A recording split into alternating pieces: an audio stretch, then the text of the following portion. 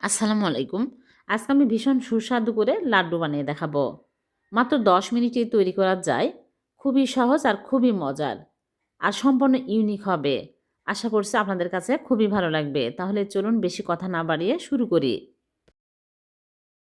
প্রথমে একটা বোলের মধ্যে নিয়ে নিচ্ছি ডিম। এখানে আমি ২ টা বড় সাইজের ডিম ভেঙে নিচ্ছি। আপনারা চাইলে আরও বেশি ডিমও নিতে পারবেন।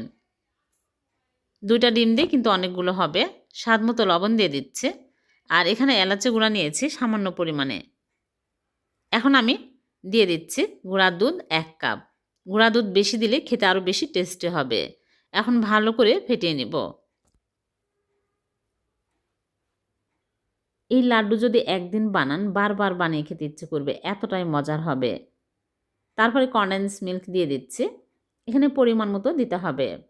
যে যেরকম মিষ্টি পছন্দ করেন। কনডেন্স মিল্কের পরিবর্তে আপনারা চাইলে এখানে চিনিও 1/2 কাপ দিতে পারবেন। তারপরে সুজি নিয়েছি, অল্প অল্প করে দিব আর ভালো করে মিশিয়ে নেব। এখানে আমি কাঁচা সুজি নিয়েছি। তারপরে আমি আরও ২ টেবিল চামচ সুজি দিয়ে দিলাম। এখানে মোট সুজি দিয়েছি 1/3 কাপ। তারপরে কাস্টার্ড পাউডার দিয়ে দিচ্ছি ১ চামচ। তাহলে কালারটা অনেক সুন্দর আসবে। এটা অপশনাল, না দিলে কোনো সমস্যা নেই। এখন ভালো করে মিশিয়ে নেব।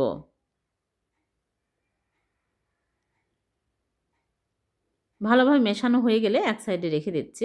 চুলায় প্যান বসিয়ে ঘি ১ চামচ দিয়ে বাদাম কুচি দিয়ে দিচ্ছি। ২ টেবিল চামচ বাদাম কুচি দিয়ে নেড়েচেড়ে ভেজে নেব। কিশমিশ দিয়েছি। এখন আমি তুলে নিচ্ছি। তারপর এই প্যানের মধ্যে ডিমের মিশ্রণ দিয়ে দিচ্ছি। দিয়ে ভালো করে নেড়েচেড়ে নিব। চুলার আঁচ লো আঁচে নেড়েচেড়ে নিতে হবে। তাছাড়া কিন্তু একদম তলায় লেগে যাবে।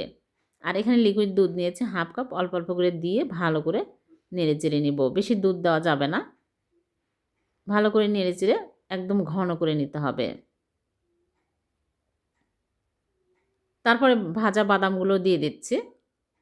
দিয়ে অনবরত নাড়তে থাকবো। নাড়া থামানো যাবে না, তাহলে তলায় লেগে যাবে। নাড়তে, নাড়তে দেখবেন একদম ঝরঝরে হয়ে যাবে। এরকম ঝরঝরা হলেই চুলা থেকে নামিয়ে নিতে হবে। হয়ে গেছে। ঠান্ডা হওয়ার পরে আরও শক্ত হয়ে যাবে। এখন আমি প্লেটে ঢেলে নিচ্ছি, নিয়ে ঠান্ডা করে নিব। এখন হালকা গরম আছে। এরকম করে নিয়ে আমি চেপে, চেপে লাড্ডুর শেপ দিয়ে নিচ্ছি। এরকম করে সবগুলো বানিয়ে নিব।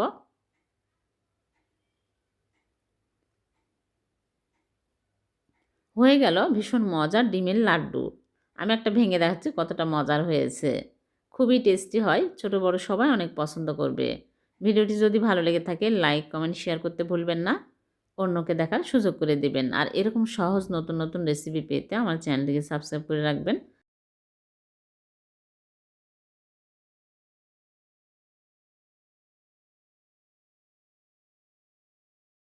আজকে আমি সুজি আর একটা ডিম দিয়ে ভীষণ মজা সকাল বিকেলে নাস্তা বানিয়ে দেখাবো। মাত্র ১০ মিনিট হাতে সময় থাকলে এই নাস্তা বানিয়ে সকাল বিকেলে চায়ের সাথে খাওয়া যাবে। খুবই মজার হয় খেতে। আশা করছি আপনাদের ভালো লাগবে। তাহলে চলুন দেখে নেই। প্রথমে একটা বোলের মধ্যে নিয়ে নিচ্ছি সুজি। এখানে আমি ১ কাপ সুজি নিয়েছি। স্বাদমতো লবণ দিয়ে দিচ্ছি। আর এখানে নিয়েছি পানি ১ কাপ। এখন আমি ভালো করে মিশিয়ে নিব। মেশানো হয়ে গেলে আমি ঢেকে রাখবো ৫ মিনিট। ৫ মিনিটে সুজি ফুলে একদম নরম হয়ে যাবে। আর এদিকে আরেকটা বোলের মধ্যে নিয়ে নিচ্ছি কাঁচামরিচ ২ টা কুচি করে আর পেঁয়াজ কুচি। আর স্বাদমতো লবণ দিয়ে দিচ্ছি। আর এখানে নিয়েছি চিলি ফ্লেক্স 1/2 চামচ, ঝাল বুঝে দিতে হবে। চাট মশলা 1/2 চামচ। আর দিয়ে দিচ্ছি হলুদের গুঁড়া সামান্য পরিমাণে।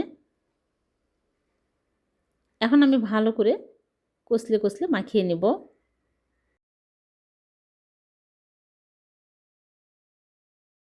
এখানে আর কোনো মশলা দেওয়ার প্রয়োজন নাই। তারপরে ক্যাপসিকাম লাল আর সবুজ দিয়ে দিচ্ছি, টমেটো দিয়ে দিচ্ছি আর গাজর কুচি পরিমাণ মতো দিতে হবে। এখন আমি সবগুলো একসাথে ভালো করে মাখিয়ে নেব।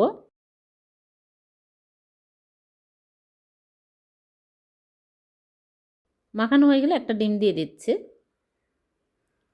আর সুজিগুলো একদম ফুলে গেছে। 5 মিনিট পর আমি এর মধ্যে সবগুলো নিয়ে নিচ্ছি আর ধনিয়া পাতা কুচি দিয়ে দিচ্ছি।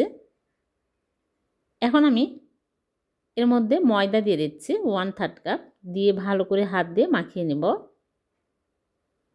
এখানে আর দুধ পানি কিছুই দিতে হবে না।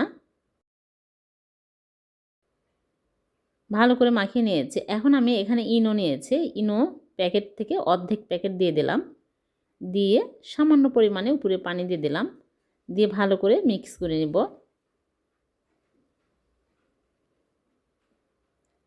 বেশি পাতলা করা যাবে না, এরকম ঘনত্ব হবে। এখন আমি এখানে চুলে একটা প্যান বসিয়ে দিয়েছি। প্যানের মধ্যে সামান্য পরিমাণে আমি দিয়ে দিচ্ছি তেল। বেশি তেল দেওয়ার প্রয়োজন নাই। দিয়ে আমি 1 চামচ করে দিয়ে দিচ্ছি। চুলার আঁচ এই সময় লো আঁচে রাখতে হবে। রেখে এরকম করে আমি দিয়ে দিচ্ছি। 2 বারে দেবো, একবার হবে না।